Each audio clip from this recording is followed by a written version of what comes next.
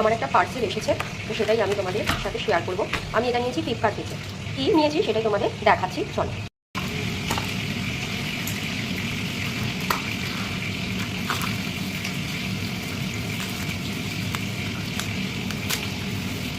কত প্যাকেজিং করা, এইটা ছোট্ট ছোট্ট স্পুন, কি সুন্দর দেখতে দেখ।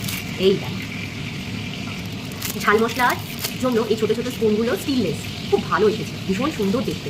কতটা তোমাদের পরিষ্কার আমি বোঝাতে পারছি জানি না, কিন্তু খুব ভালো এসেছে। এইটা 12টা নিয়েছি আমি, 12টা।